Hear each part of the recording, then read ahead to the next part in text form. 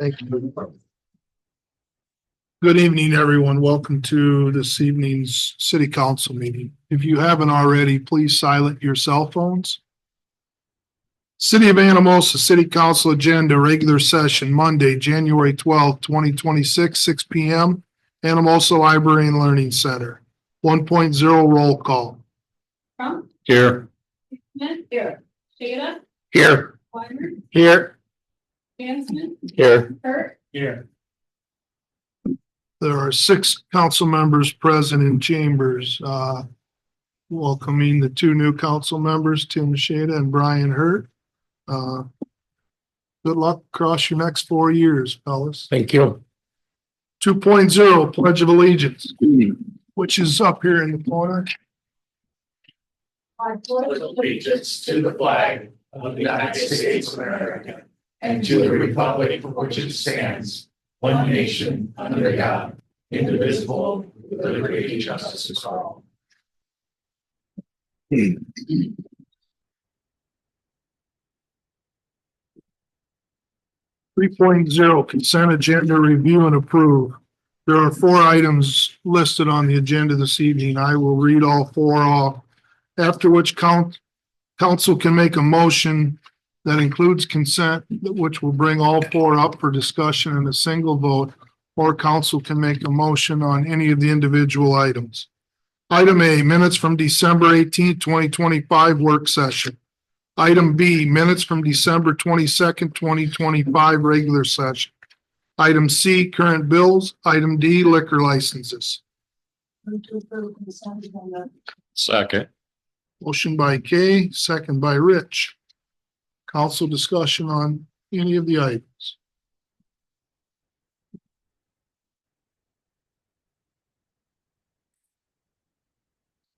Does the public have any comment on any of the items?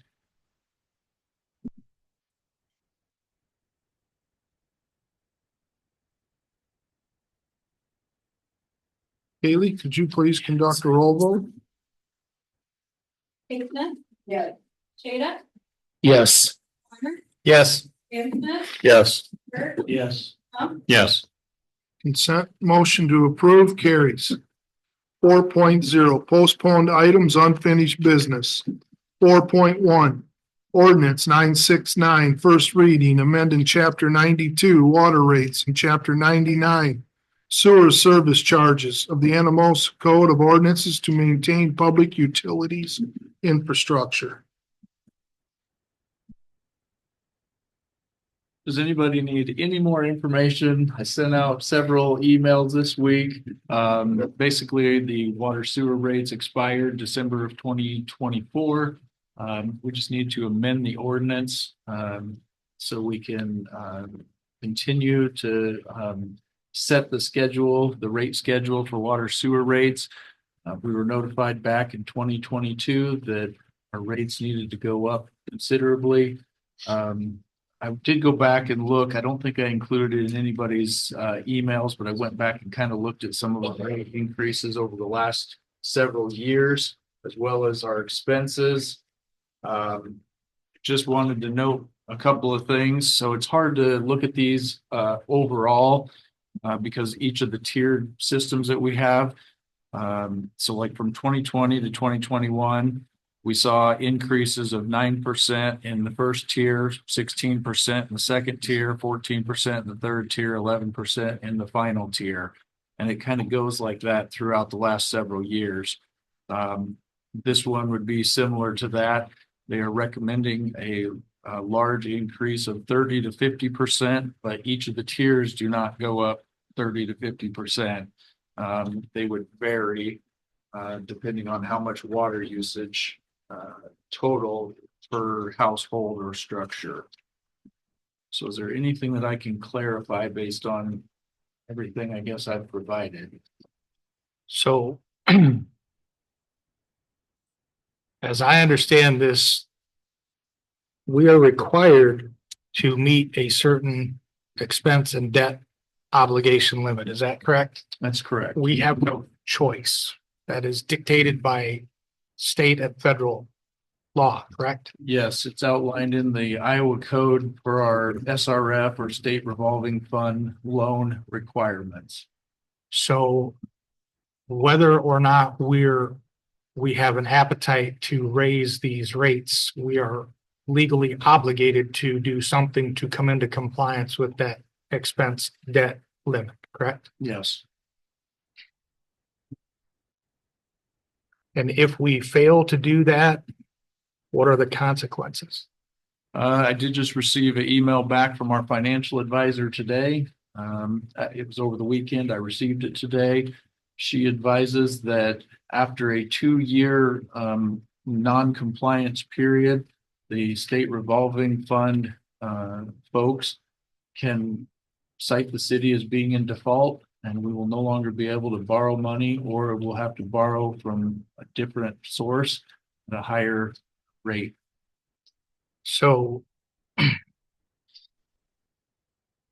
failing to come into some type of compliance will likely cost the city more long-term than trying to get this into compliance. Is that an accurate statement? It is. I also forgot to mention, she also advised that if SRF so chose, they could force us to pay our remaining debt all at once due to the default or the improper ratio.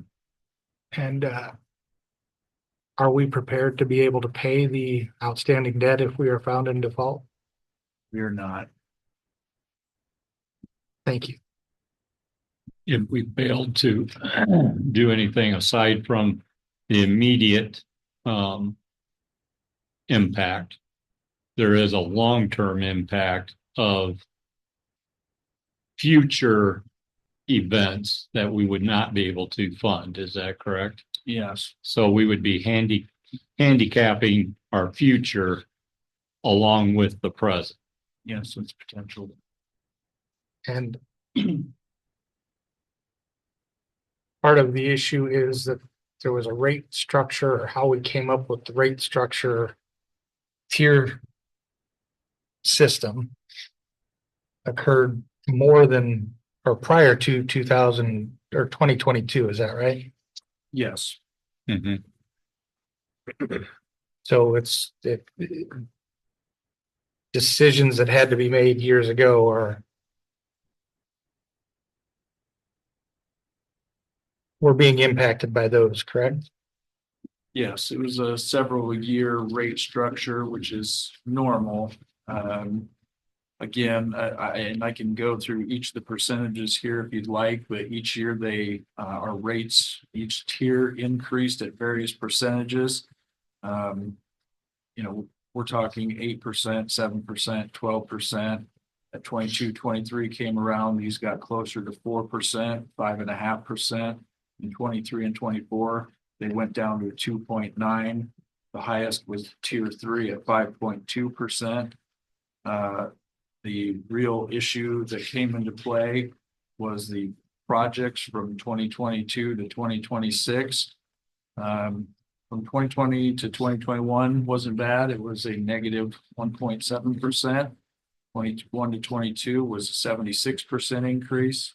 22 to 23 was 12% increase. 23 to 24 was 14% increase. 24 to 25 was 16%. These are for projects like Booth Street, Main Street, 2nd Street Phase 2, the roundabout in 23 and 24, well 5 and the flow EQ, and then our current Ford and Huber sewer projects. So Jeremiah, by raising these rates, is that going to be enough? Or are we going to have to cut expenses also? Well, we will be cutting expenses also. We've talked about it with the department directors. We're all aware of this. I just don't think fundamentally it's fair to the public if we request an increase in rates, which, beyond the normal increase. I use normal loosely. I don't think it'd be fair to them to do that and not also do our part to decrease our expenses as best as we can. will we, by raising these rates and cutting expenditures, will there come a time where we dig ourselves out of this hole? Yeah, so based on, it, again, it's a sliding scale depending on how much we increase. Obviously, the more we increase immediately, the sooner we can pay that down and come to a positive fund balance. That is not feasible.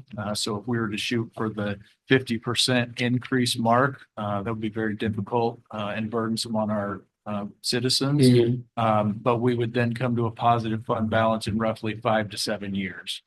At 30%, it's about 12 years, 10 to 12 years. Okay. So Jeremiah, this will impact any future projects? Are we planning on putting the brakes on these future projects? Yes, we are. Beginning this year, again, Steve and I discussed this year's budget. Just without projects alone, we're looking at decreasing the budget by nearly 50%. So. Thank you. I don't like to dwell on the past because we've got to take care of what's now and the future. But why weren't these rates raised before? I think probably part of it was oversight, turnover at City Hall, Sure. turnover elected officials, just a lot of different things, but Okay. there were smaller things as well. I rattled off a few projects that came up and we just never foresaw the impact of those larger projects, as well as the smaller things such as 20% insurance increase last year. Another 9% that happened this fiscal year. All those things just add up over time, and you have to raise revenue to Sure. cover increased expenses. So, we were doing our best to make sure that we didn't get ahead of ourselves and raise those rates without knowing for sure that we needed to, trying to do what was best for the public. And unfortunately, it's got to the point where we don't have a lot of choice at this time. And with that, there was a water survey or assessment done several years ago that somehow they came up with wrong data. Okay. So they provided wrong information on what the increases should be. They should have been larger than what they recommended at that time. And then the schedule got put in place based off of that data. And granted, this expired in 24, which we should have done something at that time, but we didn't want to raise them at that point in time, but we should have. So just a quick thing here, these first two numbers, July 1st of 26, July 1st of 27, that's $6 and $7. What does that represent exactly? So those are our base rates. I'm not sure, and the council who was on at that point may be able to provide a little more insight. I know there was a decrease in the base rates in the last, or I guess you could say the current rate schedule that's expired. It went down over a period of time. So this is just bringing the base rates back up. So yeah, that's just base rates, not usage necessarily. Okay.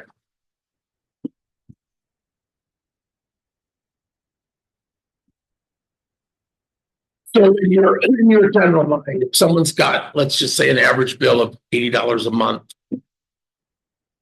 and these are going to change yearly, right? In this first year, in your mind, what do you think that's going to go up to? An $80 bill? So it varies depending on water usage. Okay. I will use myself for an example, just because I have a larger family, so our water usage is higher. My rates will go up fairly substantially, probably $50 a month. If you're in a lower tier, if you're using less water or a smaller family, we're talking maybe $5 to $10 a month. So it'll kind of vary based on water usage. Okay. I do have a question because I know, if I remember this correctly, Jacob is the one, when he was here as administrator, who put in the tier system. prior to that, we did not have a tier system, if I remember correctly, and it was everybody was in the same usage rate category. What would happen if we went back to that system? We could do that, and I did request that information from our financial advisor. So the crux of that was we had to identify what percentage of our revenue is coming from each tier. So at no point would we drop below that total amount. It got to be very difficult to try to calculate dollars to percents just based on where the bulk of our revenues were coming from. My initial proposal did include no tiered rate, a one set rate across the board. What it did at this point, and I don't know if there's a way we can go back to this now. Those lower tiered individuals would see a dramatic increase in their water bills. Okay. Those, of course, like myself, who use a lot more water, we would see very little. Unfortunately, there would be a population in Anamosa that would see just a drastic increase. So you'd shift the cost from one sector to a different sector, and it would penalize the lower usage people. Yes. Okay.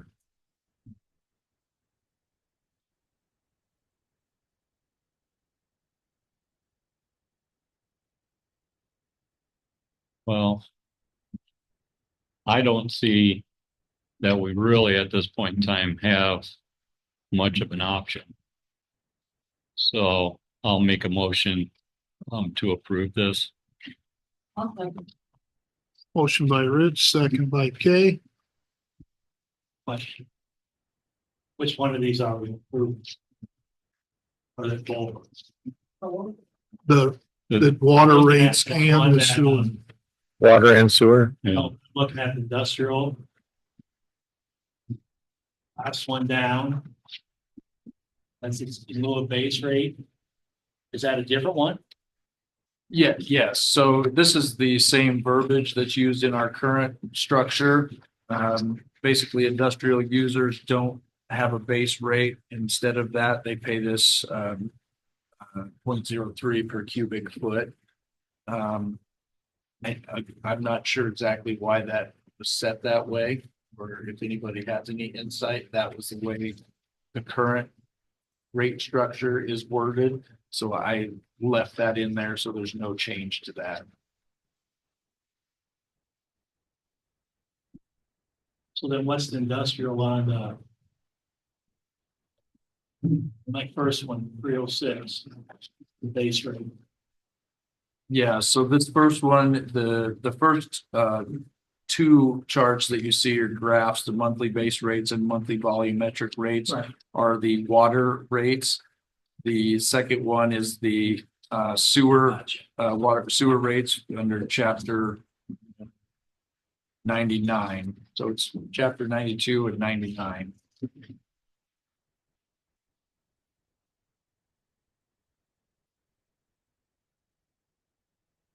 Any other questions, comments from council? I would just like to say I'm really glad I have water in my property. Because I'm pretty big for my baby. So okay, and my consent. Public comment? At this time, please come to the podium, state your name and your resident of address. Yes, this is Robert Graff. I'm an Anamosa resident, 1701, 130th Street. My initial question was, are there plans and projections that make these large rate increases necessary? Your discussion here has told me that it seems to be you've got some reasons, you've got plans and projections.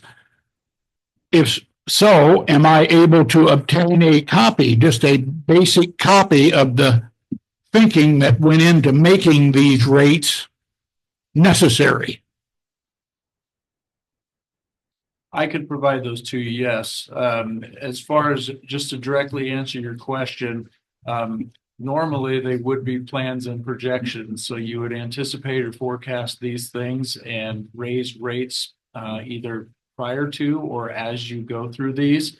We're doing this a little backwards. So these are prior projects that occurred that we didn't do at the time. And now we're going back and accounting for those projects. But I do have those lists and I can get those to you. I appreciate that. One other thing that let's keep in mind, and it sounds like we're going to approve not entertain the thought of a high base rate going back to the old structure, because that old structure is like you discussed, retired older people that used less water certainly paid more. And that was some of the thinking that went into changing that over from a high base rate and a lower usage rate to the other way around, a low base rate and a higher consumption rate, which is the way it should be. Older people on a fixed income would have a very difficult time if we went back to the old structure. Thank you. Jeremiah, do you know how many doorposts we average a month? Oh, boy. On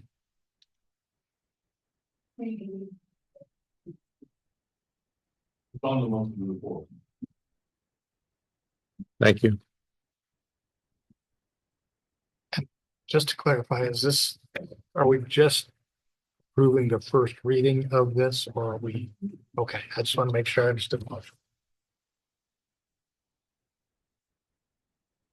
There's no other questions, comments from council or the public. We'll go to a roll vote.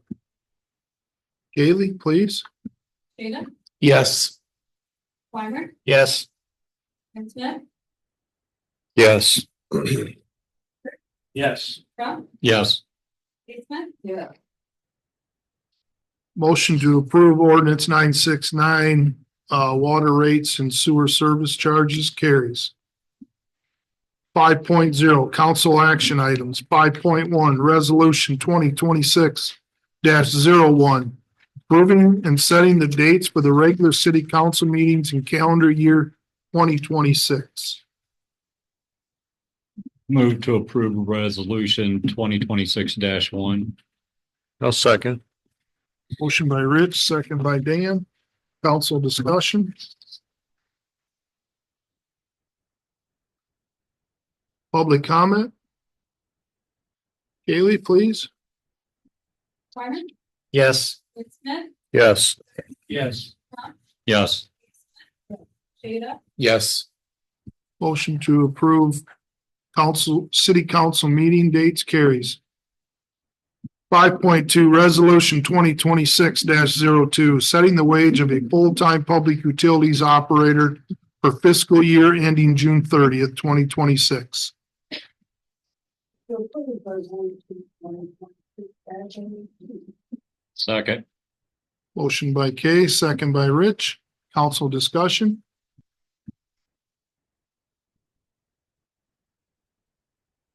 Public comment. Kaylee? Smith, Yes. Bert, Yes. Crump, Yes. Baseman, Yes. Jada, Yes. Weimer, Yes. Motion to approve resolution 2026-02 for full-time public utilities operator carried. Steve, this was to fill a vacated or I should say an open position. And this is not an additional hire to your staff, correct? That is correct. Thank you for clarifying. Yep. 5.3, review and approve Iowa Economic Development Authority CDBG program contract amendment for the Flow EQ Basin project. I can provide any clarifying information that might be needed. Basically, the Iowa Economic Development Authority reached out. We had a few change orders with the Flow EQ project. So in order to make sure they have all the correct information for our grant, they need to amend their portion of the contract so it reflects that. So that's what you're seeing here is the updated contract information for our grant portion through CDBG. Move to approve. Second. Motion by Rich, second by Brian. Council discussion?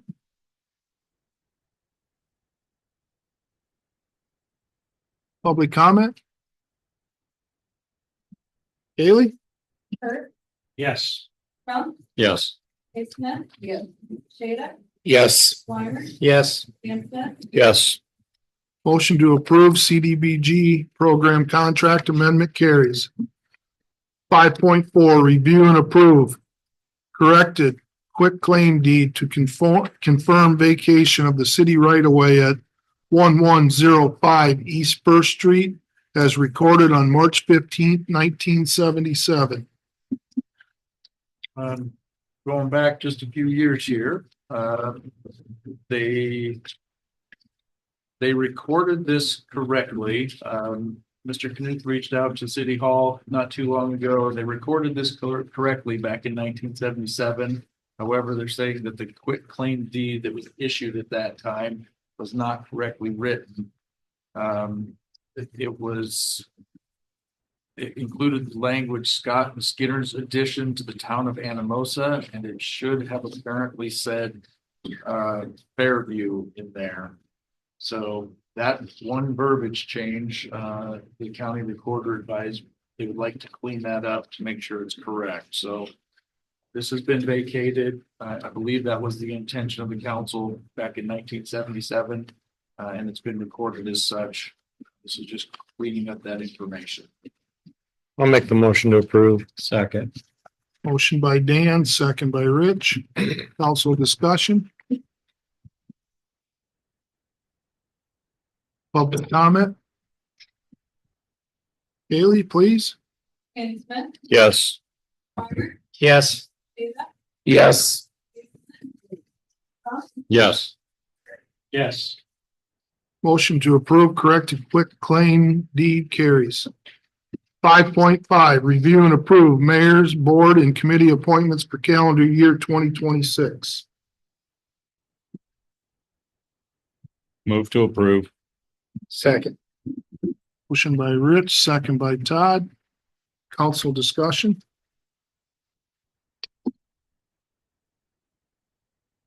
Public comment? Kaylee?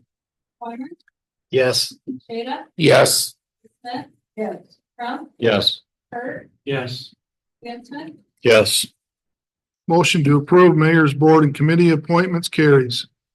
5.6, review and approve consent agenda, pay request totaling $23,226.74. There are 7 items listed. I'll read all 7 off, after which council can make a motion that includes consent, which will bring all 7 up for discussion in a single vote, or council can make a motion on any of the items. Item A from ECOG in the amount of $1,350 for the downtown revitalization project. Item B from ECOG in the amount of $1,950 for the wastewater treatment plant flow EQ basin project. Item C from HR Green in the amount of $262.50 for the Anamosa sidewalk program. Item D from HR Green in the amount of $7,833.75 for the 3rd Street Sidewalk Extension Project. Item E from HR Green in the amount of $5,477.79 for municipal engineering services. Item F from HR Green in the amount of $45.25 for Streets Department GIS services. Item G from Snyder and Associates in the amount of $6,307.45 for the wastewater treatment plant flow EQ basin project. Move to approve consent. Second. Motion by Rich, second by Kay. Council discussion.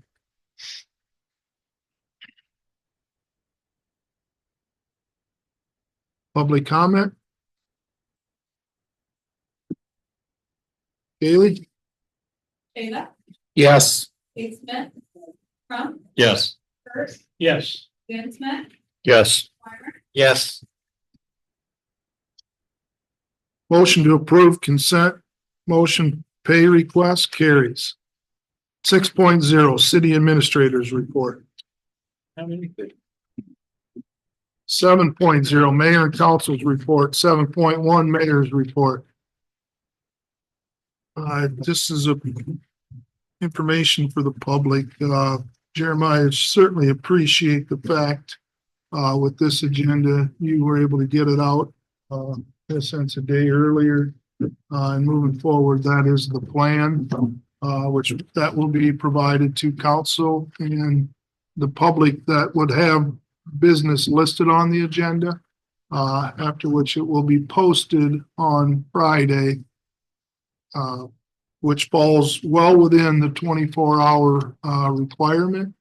I have been poking at Jeremiah for a while now to get this agenda out a little earlier, so that council had ample time to peel layers back, dissect, review, inquire with pertinent parties to gain the information that they would need to make a solidified decision. So again, that's public information, and Jeremiah, we certainly appreciate the fact that you will attempt to do that. I have nothing else to report. 7.2 council reports. Oh, I think y'all know that Jackie Kennedy. You, so y'all better get prepared. Break out the Sunday clothes for that, huh? Right. So my monthly EMS meeting, just to put it out there for everybody. I believe the new joint use building that is being built out by Blue Track for the county, but it's for all of the various different EMS services in the county to use. There's going to be a big conference room. There's going to be a place for all of the fire departments to bring, well, and ambulance services, and I'm guessing probably police to bring their equipment into they're going to have a big washout bay out there. But my understanding is that project, I think, is going to be done more or less by the first part of May if things go according to plan. Additionally, just so that everybody knows, it's not the city that is only suffering from budget issues, but I think people will see that the county budget process as well as the county services are being impacted as much as we are. There are a lot of discussions on budgets for all of the various different emergency management assets, I guess, for lack of a better term, but we're all being asked to do more with less. So understand everybody is working under those parameters, but I think overall EMS services in Jones County are certainly upper class across the state, I think. I do want to circle back and ask Jeremiah one question. If I remember correctly, is the new Parks and Rec director starting soon? I believe Wednesday, that's what we've heard. Okay, So, yeah, we honor before the 20th and it's supposed to be this week. so just so we can welcome him to the community at that point in time and hopefully everybody will welcome him with open arms. So I know I just got appointed, but I did go to a park board. Like to hear that report. New doors are in program. Change light bulbs out back. They're looking at getting maybe some better lighting. Be dark out front there. Size. Again, the director starts. And Jeremiah just reported and it's a pretty easy meeting. So. Thanks everyone for those reports. We look forward to continuing to hear status. 8.0 public comment for items not on the agenda. Please come to the podium, state your name, your address of residence. Ron Shada. Direct your inquiries to the council. Just please keep in mind that this is not on the agenda, so council cannot take any action. Okay. Thank you. Ron Shada, 10898 Shaw Road. The walking bike trail from on Shaw Road that goes to the Hale Bridge. Well, it hasn't been much, but several times this winter and even probably last winter, it's been covered with snow and ice. Now, I live right across from the Hale Bridge and I see a lot of people use that trail when it's clear. And I'm wondering if there's any way the city could have somebody clean that off. It wouldn't have to be that wide a path, but you know, a 3-4 foot path all along that trail. Now, I know a lot of the land is on county property, but it's used by Anamosa residents. I doubt if there's anybody from Monticello or Wyoming that drives down here to use it. So I think Anamosa should be in charge of that, keeping that walkway clean. I mean, a lot of money went into it. I know there's a lot of people that use that. But I guess that's about all I have to say on that. Thank you, Ron. Mr. Mayor, Yes. I would add that Mr. Shade and I were able to meet and discuss this a little bit. So I do appreciate him coming in and visiting with me about that. And we, I think, shared some common ground in a few areas. And try to see if we can come up with a solution or at least look for some sort of collaboration to maybe make some progress in it anyways. I think he's right. This year's been, we haven't had a lot of snow, so it hasn't been a real big issue. Yeah, we've been pretty lucky. Yeah. Yeah. Is that something that someone could discuss with the county and see if they could throw their 2 cents worth in? Yeah, we tossed around a few different ideas and we brought it up to the directors and discussed that as well. Okay. I do know that we currently do we maintain a portion of it. Yeah. Even that is not necessarily in city limits. So it's on our radar anyways. We'll be thinking about it, see if we can come up with something or at least help. All right. Thank you. Anyone else have comments for items not on the agenda? 9.0 adjournment. This evening's meeting is adjourned. Thank you all.